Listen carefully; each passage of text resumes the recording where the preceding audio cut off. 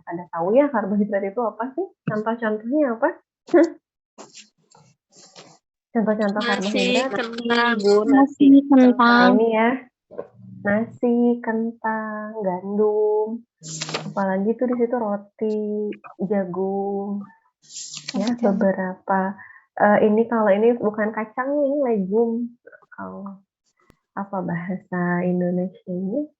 Ya legum ya, tapi jarang mungkin kalau di kita makan legum. Kalau orang bule makan ini sering ya. Mohon maaf saya lagi agak flu. Gitu ya. Jadi itu semua sumber karbohidrat. Nah, sebetulnya karbohidrat sendiri apa sih?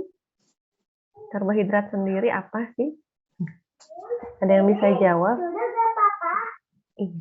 Udah lagi belajar. Kayaknya, jadi karbohidrat sendiri itu apa sih? yang dibutuhin tubuh, Bu, buat dapat energi.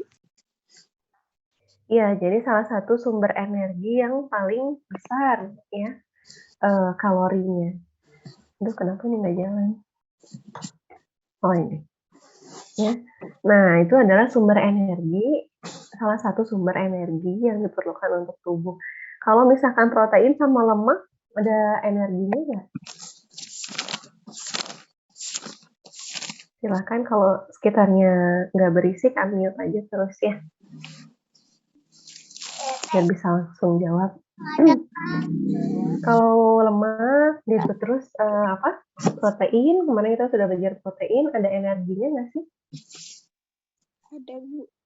Ada juga, Bu. Cuman satuan kalori per beratnya itu yang lebih banyak itu adalah karbohidrat, gitu ya, karena ikatan-ikatannya. Nah, sebetulnya kalau kita klasifikasikan karbohidrat itu bukan cuma yang dari makanan aja. Jadi ini klasifikasi karbohidrat ya, bisa kita bagi ke dalam 3 grup. Yang pertama itu gula, gitu ya, yang manis-manis. Nah, gula itu ada glukosa, ada sukrosa, ya. Yang biasa kita makan paling sering itu yang glukosa. Nah, kemudian pati. Nah, kalau pati itu tepung gandum, tepung terigu, tepung apa? Ya, pertepungan ya itu pati.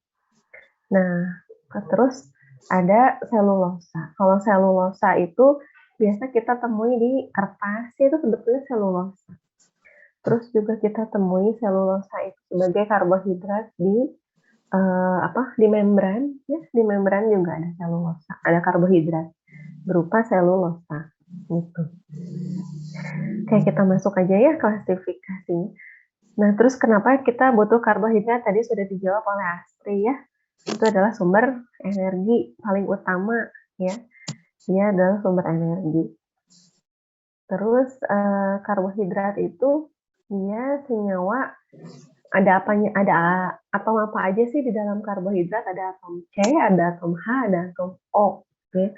Jadi CHO, rumus kimia umumnya itu adalah CmH2ON. Jadi M-nya itu C-nya, bisa lihat kursor saya. Jadi M-nya itu jumlahnya berbeda dengan N, berapapun gitu ya, macam-macam. Nah, dengan ukuran tertentu. Nah, tapi perbandingan antara atom H dan atom O-nya itu pasti 1:2 gitu. Jadi seperti H2O gitu ya. Ini seperti air H2O. Jadi memang ketika tubuh kita memetabolisme karbohidrat, nanti akan menghasilkan salah satunya itu adalah H2O. Kita butuh H2O dengan minum, dan kita juga menghasilkan H2O dari hasil metabolisme atau katabolisme karbohidrat. Gitu. Nah, kemarin kalian sudah praktikum karbohidrat kan ya, minggu pertama. Biokim, sudah belum? Sama Bu Prina? Sudah, Bu. Nah, kan kita membuktikan keberadaan atom C ya dengan pengarangan, gitu kan ya.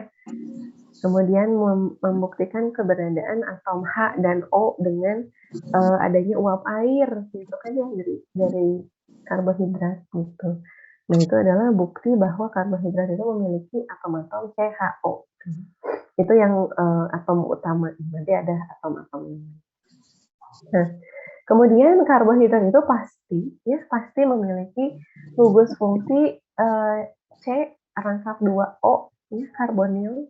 Ini namanya karbonil, C rangkap 2O, dan OH. Dan OH. OH itu gugus alkohol, tapi bukan berarti karbohidrat itu alkohol ya. Nah, tapi karbohidrat kalau difermentasi dia menghasilkan alkohol. Tapi dia punya gugus fungsi, kalau ini gugus fungsi ya alkohol. Nah, kemudian berdasarkan, kalau kita klasifikasikan karbohidrat itu bisa macam-macam klasifikasinya. Kalau kita misalkan klasifikasikan mahasiswa FITKES ya, ada klasifikasinya berdasarkan gender. Ada mahasiswa, ada mahasiswi gitu kan ya. Ada klasifikasinya berdasarkan prodi. Ada prodi PLM, prodi Kesmas, prodi bidan, dan seterusnya. Gitu ya. Ada klasifikasinya berdasarkan angkatan. Ada tingkat 1, tingkat 2, tingkat 3 gitu kan ya. Jadi beda-beda klasifikasinya. Nah, kalau misalkan kita klasifikasikan karbohidrat, ada beberapa klasifikasi. Yang pertama itu ukuran rantai basa karbon. Ya, jadi ada berapa ukurannya rantai basa karbonnya gitu. Kemudian kita bisa klasifikasikan juga berdasarkan jumlah unit gula. Jumlah unit gula ini apa? Jam 9, Meren. Unit gula, nanti kita lihat ya. Unit gula itu maksudnya apa sih? Nah, kemudian ada apa? Klasifikasinya berdasarkan lokasi gugus fungsi karbonil. Ya, lokasi gugus fungsi karbonil apakah di ujung atau di tengah.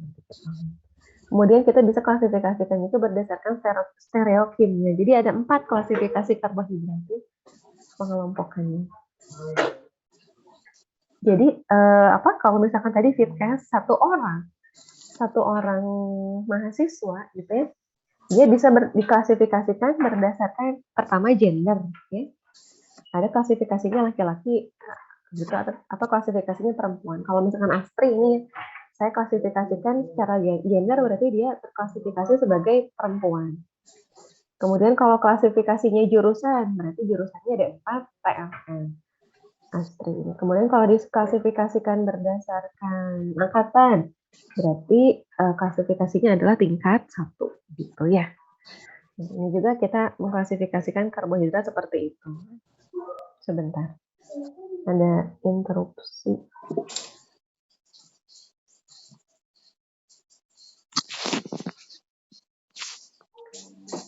Kalau yang paling panjang karbohidrat polisakarida, itu udah ada. Jadi kalau misalkan unit gulanya cuma 1 ya tunggal, kita sebut itu dengan monosakarida. Contohnya monosakarida kemarin kita sudah praktikum glukosa, ya fruktosa. Itu adalah salah satu tipe karbohidrat yang tunggal, unitnya 1 gitu ya, enggak banyak. Nah itu monosakarida.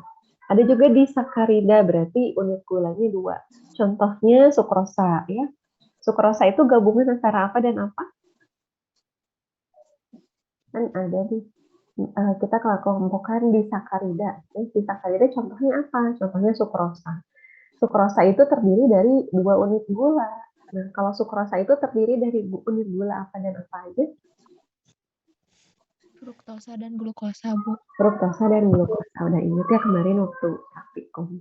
Terima kasih Kansa.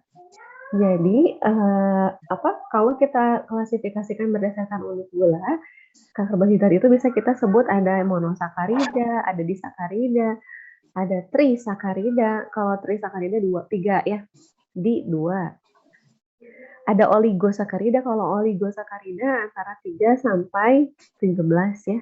Ada yang bilang sampai 10, ada yang bilang sampai 13. Sekitaran itu adalah oligosakarida. Nah, kalau yang panjang banget itu kita sebut polisakarida. Gitu ya, di atas 13. Nah, sampai berapa panjang sih unit gulanya? Bisa sampai ratusan juga, gitu ya. Jadi ikatan rantai ini bergantung ikatan glikosida. Kalau kemarin kita ikatan peptida, ya, kalau protein ikatan peptida, kalau ini ikatan glikosida kalau karbohidrat. Seperti asam amino, ya kemarin asam amino itu ada yang L, ada yang D kan ya, sama seperti tangan kita itu cerminan, tangan kanan dan tangan kiri. Nah, unit karbohidrat juga sama, dia unitnya seperti ini. Ini maaf, saya kurang enak badan. Jadi kalau unit tunggal ya, unit tunggal karbohidrat itu seperti ini. Ada C alfa ini yang di tengah, C alfanya. Kemudian ada CHO, ini adalah C rangkap 2O, terus ngikat ke H. C itu kan tangannya 4 ya. Nah, jadi C yang ini yang warna kuning ini dia tangannya 2 ke O, 1 ke H, 1 lagi ke C yang ini. Gitu. Kemudian di sini ada CH2OH. Nah, disinilah ada ikatan gugus alkohol OH. Kemudian H gitu ya. Ini unit gula yang paling sederhana. Begitu. Nah, pencerminan ada left, ada D ya, ada L sama D. Nah, contohnya seperti ini. Kalau tadi kemudian saya klasifikasikan lagi berdasarkan lokasi gugus fungsi CO nih. Ada kita klasifikasikan karbohidrat berdasarkan gugus fungsi CO, lokasinya ada di mana aja. Nah, kalau kita lihat ini ya, ada yang gugusnya itu C rangkap 2O-nya di pinggir, di ujung ya, di pinggir maksudnya di ujung. Ada yang C rangkap 2O-nya di tengah-tengah. Kalau yang ini gugus apa sih namanya? Sebetulnya udah belajar di kimia organik sama Bu Ikan. Gugus aldehid ya. Ini gugus aldehid, jadi ada di ujung. Kalau yang ini gugus keton, ada di tengah-tengah ya. Jadi ini adalah C rangkap 2O, tapi C-nya mengikat ke H juga, itu aldehid. Kalau yang ini keton, ya di tengah-tengah. Maksudnya di tengah-tengah itu apa?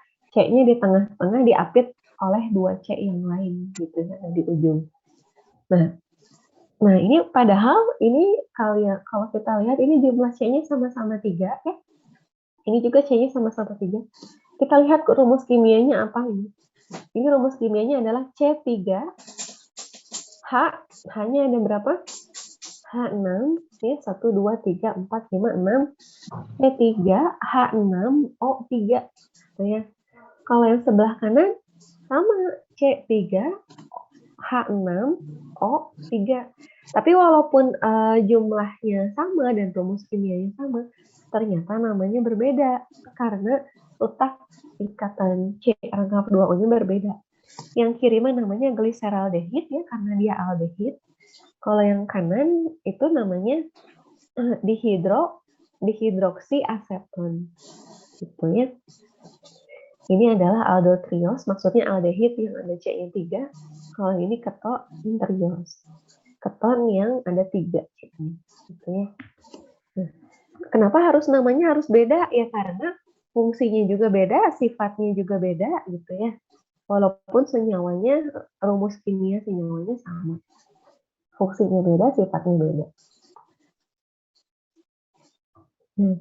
Kalau kita lihat ini, kemudian ini yang C-nya 3. Kalau kita lihat ada yang C-nya 6. Nah, C-nya 6 ini adalah glukosa. Glukosa ini rumus kimianya C6H12O6. Gitu ya. Jadi C-nya ada 6, H-nya ada 12, O-nya juga ada 6. Nah, coba lihat. Ini glukosa dan ini fruktosa ya. Ternyata fruktosa juga sama. Rumus kimianya adalah C6H12O6 gitu. Ini fruktosa. C6H12O6. Tapi posisi C rangkap 2O-nya kalau glukosa di ujung, kalau fruktosa di tengah keton. Oke. Nah, kalau ini yang 1 2 3 4 5 ya. Yang 5 ini deribosa. Ribosa ini nanti kalau kalian akan ketemu di struktur DNA ya. Ada deoksiribosa, ada kalian ketemu ketika nanti metabolisme karbohidrat. Ya. Saya hanya menampilkan aja dulu. Harus hafal nggak rumus kimianya? Tidak usah semuanya, cukup yang paling sering aja ya. Glukosa, fruktosa gitu. Nah, terus kita lihat ada OH ya. Ada gugus OH. Nah, ini kalau glukosa gugus OH-nya di C nomornya C nomor 1 ya, ini C nomor 2. C nomor 2 OH-nya sebelah kanan, C nomor 3 aja yang sebelah kiri, sisanya di sebelah kanan semua. Gitu ya.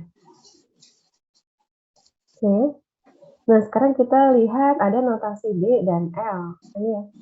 Nah, jadi karbohidrat yang L itu, ingat L itu left gitu ya. Jadi untuk struktur dengan ikatan OH-nya sebelah kiri. OH yang mana? Kan tadi ada banyak nih OH-nya ya. Ini contoh glukosa itu OH-nya ada banyak.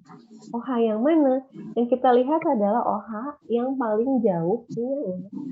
OH yang paling jauh dari C karbonil. Gitu. OH yang paling jauh dari C rangkap 2O. Jadi kalau sebelah kiri itu disebutnya L, kalau OH-nya di sebelah kanan itu disebutnya D. Ya. Seperti ini. Jadi OH yang berikatan sama C chiral. Kalau yang sebelah kanan itu disebut D, kalau yang sebelah kiri disebut L. Contohnya ini L gliseraldehid, kalau yang kanan D gliseraldehid.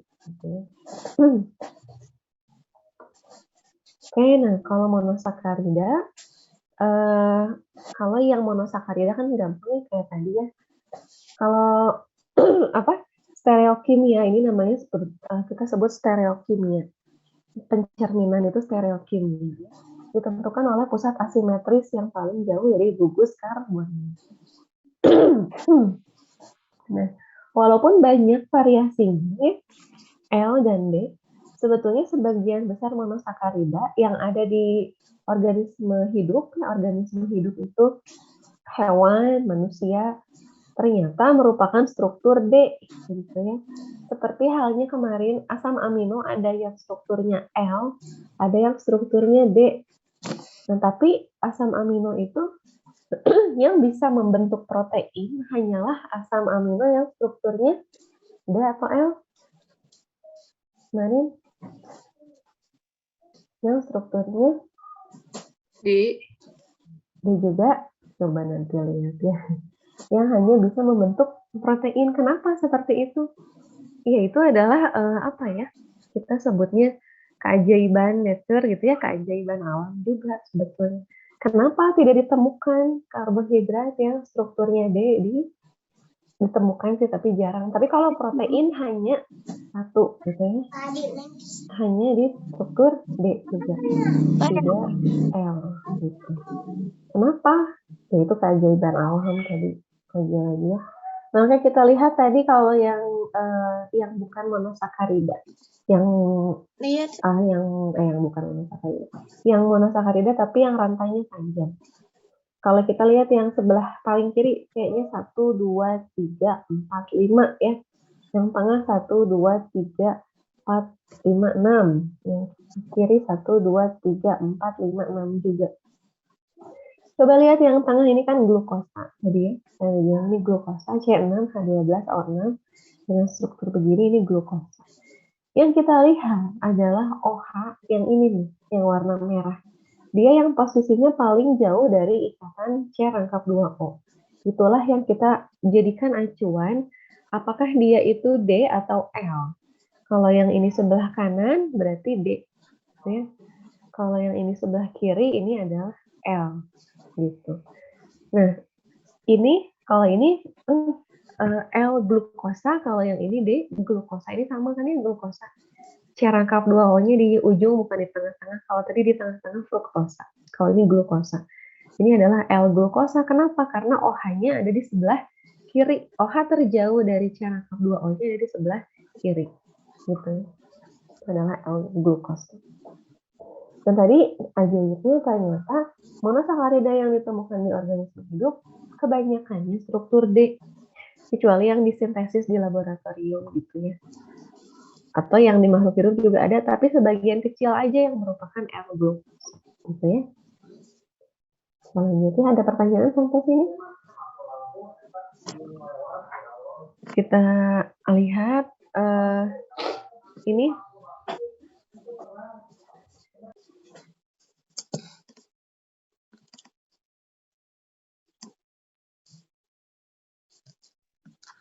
Nah, terus kemudian kita lihat ada Fisher projection formula, ya.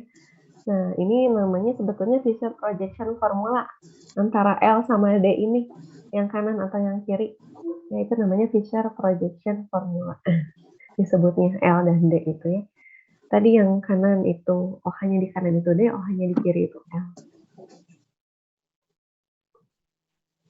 Nah, terus kalau misalkan kalau kita lihat seperti ini seperti tulang ikan, garisnya ini lurus semuanya garis-garis lurus. Itu adalah kita melihatnya sebagai dua dimensi. Nah, kalau ini perspektif formula, jadi rumus kimia yang berdasarkan perspektif mata kita.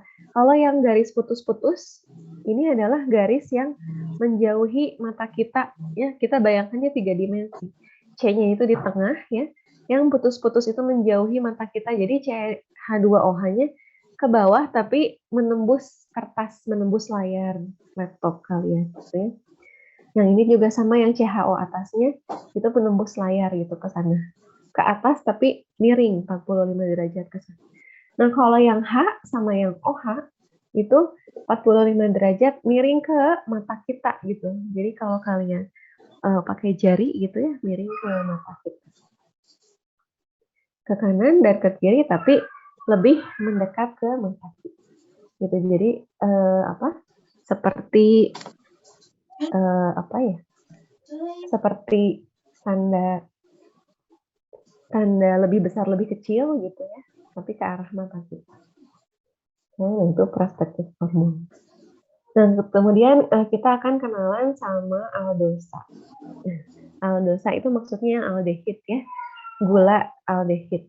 Itu yang C rangkap 2O-nya di ujung-ujung semua. Kalau yang 3 karbon ini namanya gliseraldehid. Yang 4 karbon ini ada yang namanya D-eritrosa ya, ada yang D-treosa. Gitu. Bedanya apa nih yang eritros sama yang treos? Ada yang lihat bedanya apa ini kanan dan kiri? Posisi OH-nya, Ibu. Ya, posisi OH-nya yang mana? Yang di C nomor 2 ya. Kalau yang ini, tapi dua-duanya D. Kenapa dua-duanya D? Karena OH yang ini yang terjauhnya ini sama-sama sebelah kanan. Tapi ternyata di C nomor 2, OH-nya yang ini sebelah kiri, yang ini sebelah kanan. Makanya tadi fungsinya dia akan berbeda. Jadi akhirnya kita kasih nama berbeda. Ya. Karena sifat kimianya juga berbeda. Nah, kalau ini yang karbon rantai 5 ya, rantai karbon 5, aldosa yang rantai karbon 5, ada yang D, ribosa, ada sebentar.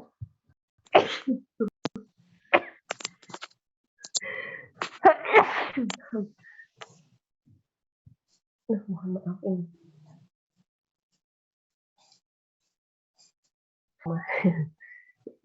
Terus tadi rantai 5-nya ada D-ribosa, ada arabinosa, silos, ada alexos. Gitu ya, ini yang rantai 5.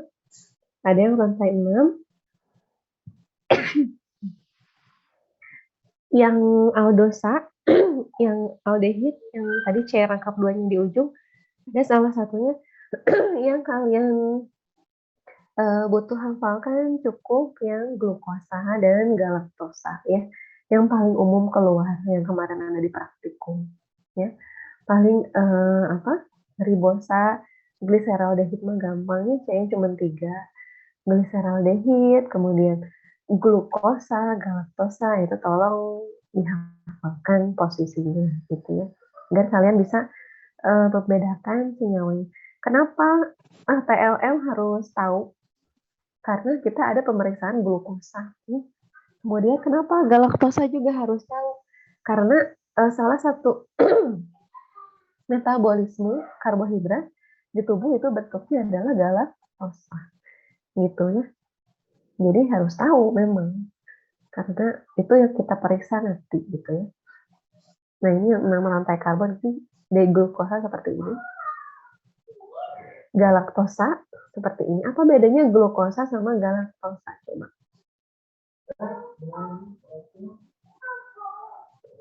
Glukos sama galaktosa. Bahasa Inggrisnya glukos galaktosa, kita sebutnya glukosa galaktosa. Apa bedanya? Yang di C nomor 3 bukan? Yang nomor 3. Yang nomor 3 mah sama 1, 2, 3 ya. Ini OH-nya gitu. Yang nomor berapa Endang? Nomor 4 Ibu. Nomor 4 ya. Yang glukos sama OH-nya sebelah kanan, galaktosa sama OH-nya pindah ke kiri. Nah, pindah gitu aja meter sih. Jadi sifatnya berbeda. Nah, kemudian ada ketosa. Ketosa itu yang C-nya di tengah-tengah, C rangkap 2O-nya di tengah-tengah. Kalau yang ini dihidroksiaseton, kenapa dihidroksiaseton namanya? Itu penamaan kimia organik ya, ada di kimia organik mungkin ujiannya susunan tata namanya, karena ini adalah hidroksi teh H2O gitu. Ada 2 hidroksinya, jadi dihidroksi ini ada C rangkap 2O di tengah-tengah aseton. Ada yang 4 ada yang 4 atom karbon, contohnya eritrulosa. Kemudian contoh ketosa yang lain ada ribulosa gitu ya. Ada fruktosa. Kalau yang fruktosa itu 6 rantai karbon, bedanya yang fruktosa 6 rantai karbon itu C rangkap 2O-nya di tengah. Kalau tadi glukosa C rangkap 2O-nya di ujung. Tapi sisanya posisi OH-nya semua sama. Kalau galaktosa C rangkap 2O-nya dengan glukosa sama-sama di ujung, yang beda adalah posisi OH-nya. Ya. Kalau si fruktosa sama glukosa, OH-nya posisinya semua sama, kecuali posisi C rangkap 2O. Ya. Oke, ini kalau misalkan kalian pengen ngapalin nama-namanya, tapi tidak akan saya masukkan di ujian, tapi boleh kalau ngapalin gitu ya. Nah, jadi ribosa, arabinosa, itu C-nya berapa bisa kalian hafalin. Saya sendiri pun tidak hafal, jujur. Nama-namanya. Jadi Royal Arabian, Silotonis, lirik dan seterusnya. Oke, nah kemudian kita akan bahas tentang gula pereduksi. Kemarin kalian sudah uji gula pereduksi ya pakai reagen apa? Pakai reagen apa? Pengujian gula pereduksi masih ingat atau praktikum? Pakai reagen Benedict ya. Nah, jadi gula pereduksi itu yang gimana sih? Dia itu pereduksi, berarti dia mengakibatkan orang lain ya, atau senyawa lain terreduksi, sementara dia sendiri teroksidasi, gitu ya. Jadi gula keton, semua gula keton, gitu ya, itu tidak mudah mengoksidasi, tapi justru dia mereduksi, gitu ya, kecuali gula ketosa, gitu. Kemudian juga semua monosakarida itu adalah gula tereduksi. Monosakarida termasuk glukosa dan fruktosa, makanya kemarin positif ya uji gula pereduksinya di glukosa dan fruktosa. Nah, jadi dia itu mereduksi. Sementara dia mereduksi mengakibatkan orang lain tereduksi, sementara dia sendiri teroksidasi. Contohnya ini reaksi oksidasinya adalah contoh aldosa ya. Ini kan ada C rangkap 2O ya. Nah, dia teroksidasi dengan cara apa? Pertama, dia itu dari yang aldehid dia teroksidasi menjadi keton. Caranya itu C rangkap 2O, pertama dia ngikatnya rangkapnya nggak ke O tapi pindah ke C yang nomor 2 seperti ini gitu ya. Kemudian setelah pindah ke C nomor 2 rangkap 2-nya pindah ke O yang OH yang nomor 2 sehingga menjadi keton. Gitu ya. Kan sudah belajar di kimia organik, aldehid itu teroksidasi menjadi keton. Gitu. Oke ya. Ada pertanyaan sampai sini? Oke, jadi rumusnya yang kalian ingat, aldehid dioksidasi menjadi keton. Gitu. Oke, ini adalah contoh-contoh keton tadi ya sudah. Nah, ini nih gula pereduksi. Contoh reaksi gula pereduksi. Nah, ini adalah gula C3, ini gula C3. Dia ketika direaksikan dengan reagen Benedict itu isinya adalah CuSO4 dan NaOH. Ya, ada CuSO4 dan suasananya basa. CuSO4 itu si Cu-nya muatannya berapa? Muatannya positif 2. Nah, si Cu dia itu terreduksi menjadi Cu logam, ya. Sehingga kalian melihat ada endapan merah bata. Gitu ya.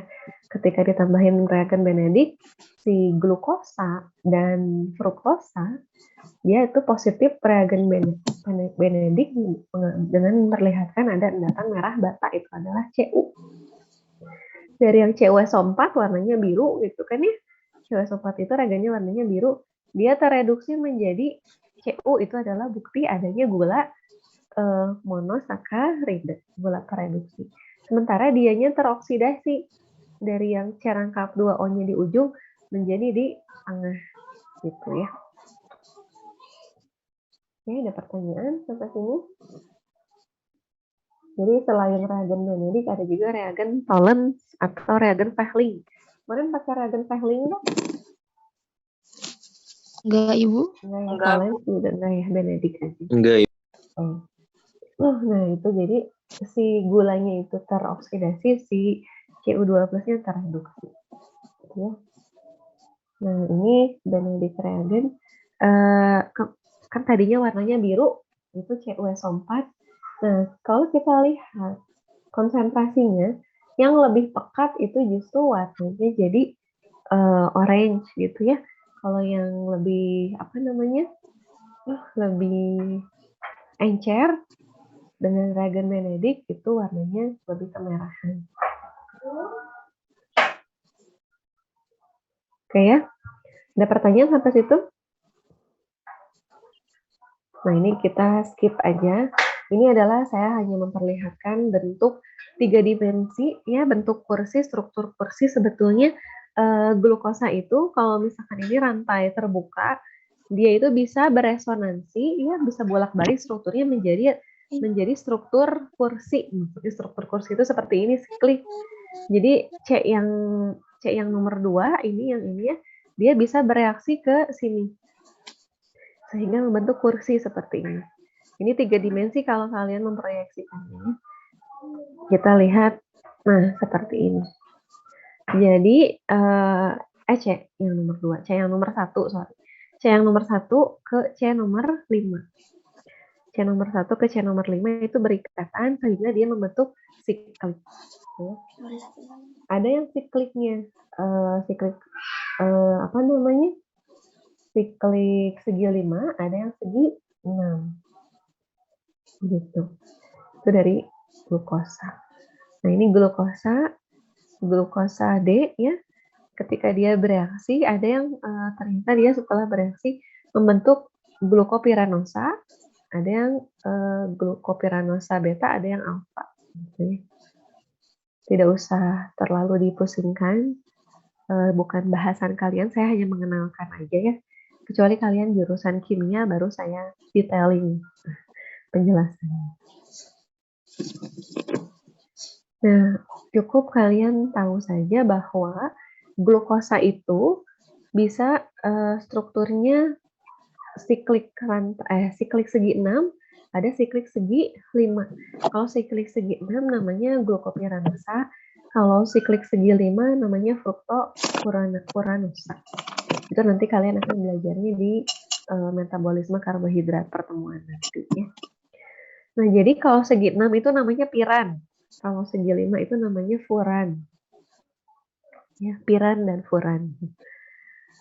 Oke. Ini saya skip saja ya.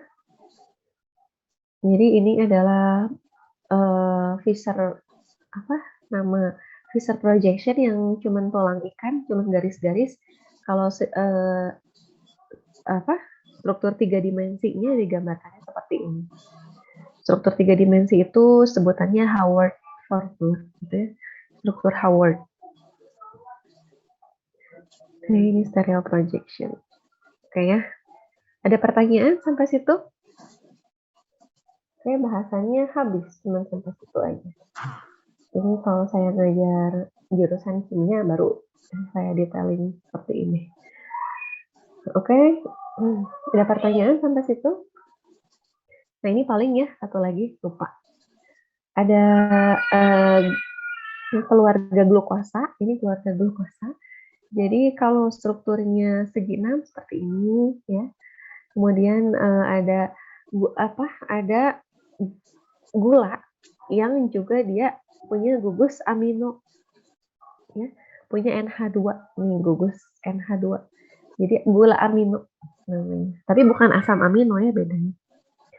Nah, ini adalah galaktosamin, ini monosamin. Seperti itu.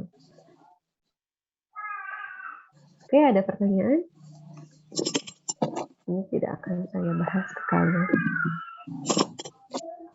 Ada pertanyaan? Belum, Bu. Itu saja.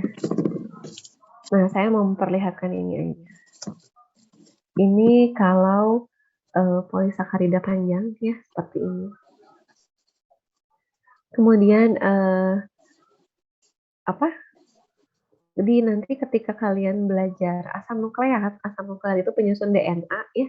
Ada yang namanya gula pereduksi. Nanti ada struktur di asam nukleat itu ada gugus gulanya. Gitu. Ada gugus gulanya. Nanti belajar ya di asam nukleat. Nah, ini paling saya mau menunjukkan ini nih. Jadi selulosa itu seperti ini ya. Selulosa itu sebetulnya disusun ada proteinnya, ada lemaknya gitu ya. Kemudian ada ada karbohidratnya.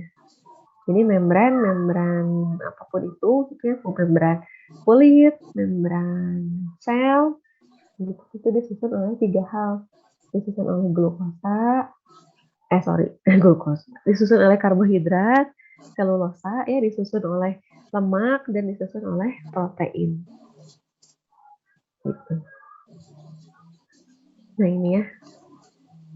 Nah, jadi ini aktin filamen, kemudian ini ada protein gitu ya, membran itu pintu masuk membran. Kenapa bisa ada sesuatu hal yang keluar masuk pintu membran? Membran, karena membran itu punya pintu. Pintunya itu adalah berupa fibronektin, ini protein gitu ya. Nah, kemudian ini ada fiber. Nah, ini karbohidrat ini. Fiber, kolagen, ini adalah karbohidrat. Nah, ini lemak yang ada bulat, terus ada panjang-panjangnya, nah itu lemak. Ya. Disusun oleh karbohidrat, lemak, dan protein. Itu membran. Ini kebetulan ini adalah gambar membran plasma. Orang nggak mau diem. Baik, itu saja dari saya. Masih ada sisa 10 menit kalau mau ada pertanyaan. Ada pertanyaan? Ya, terakhir ya. Ini tentang starch, pati. Nah, starch itu atau pati itu adalah susunan polisakarida sampai unitnya mencapai 4.000, itu sangat panjang ya. Makanya pati itu kalau kita makannya pati itu lama kenyangnya. Pati itu contohnya 1.000, terus aci gitu ya. Kalau kalian habis makan gorengan kan rasanya kenyang ya.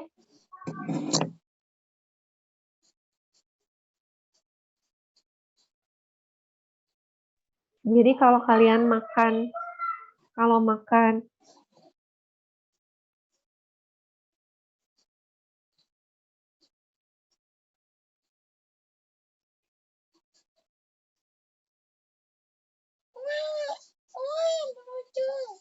mohon maaf, ada gangguan. Jadi kalau kalian makan terigu, tepung gitu ya, makan aci, itu kan suka gampang kenyang ya. Padahal belum makan makanan pokok. Nah, itu kenapa? Karena sangat panjang pasti itu sampai 4.000 unit rantai karbohidratnya. Ya. Contohnya amilosa, amilopektin gitu ya. Pati itu gampang kenyang. Nah, pati itu ada di mana? Kalau pati itu di sini. yang pada bikin kenyang, nasi, mie gitu ya, roti, kentang gitu. Jadi kalau makan jangan digabung ini semuanya, salah satu aja pilih itu sebagai sumber karbohidrat. Karena kalau enggak ya makannya jadi karbo semua. Kenapa nggak boleh karbo semua? Karena kalau kebanyakan makan karbo, kenapa sih makannya karbohidrat tapi yang numpuknya itu jadi lemak gitu, jadi gemuk. Gemuk itu kan lemak ya. Padahal saya nggak makan lemak gitu, makanya karbohidrat. Karena karbohidrat itu kalau kelebihan itu disimpannya di hati dan di jaringan adiposa di bawah kulit. Makanya jadi nambah beratnya misalnya. Tapi nah itu berdasarkan beda-beda tergantung metabolisme manusia, beda-beda metabolisme orang beda-beda. Ada yang makannya banyak gitu ya, tapi tetap kurus gitu. Karena metabolismenya dia cenderung memproses karbohidrat tersebut menjadi energi, menjadi keringat dan dibuang juga. Itu ada yang dibuang. Ada yang kecenderungannya badannya itu ketika makan karbohidrat itu di storage, jadi justru yang jadi energinya sedikit gitu. Jadi yang dia prioritaskan adalah disimpan di hati dan disimpan di lemak gitu. Atau dibuang juga sedikit gitu ya. Jadi yang lebih prioritas komposisi yang lebih banyak malahan disimpan seperti itu. Nah biasanya manusia kita itu makan karbohidrat itu pada umumnya lebih banyak daripada yang kita butuhkan, daripada jumlah energi yang kita butuhkan untuk sehari-hari gitu. Makanya kalau kita puasa itu masih kuat karena ketika makan sahur dan makan buka itu masih banyak yang disimpan energinya, cadangan energinya gitu. Nah kalau misalkan lagi nggak puasa, kalau lagi puasa kan ketika kita nggak makan si cadangannya itu dipakai gitu ya. Kalau misalkan lagi nggak puasa ya disimpan terus aja setiap hari nyimpan cadangan kalori dari karbohidrat, makanya gemuk gitu ya, seperti itu. Kalau kebanyakan makan karbohidrat gitu. Jadi kalau ada orang diet karbo, kenapa? Karena biar tidak ada penambahan penyimpanan sisa karbohidrat di jaringan lemak. Kenapa sih kok bisa jadi lemak? Kenapa bisa jadi lemak? Ya karena nanti kalian belajar di metabolisme ya. Jadi tadinya itu strukturnya struktur karbohidrat, nanti malah bisa jadi strukturnya struktur trigliserida atau lemak. Gitu ya. Nanti belajar. Oke, ada pertanyaan sampai sini?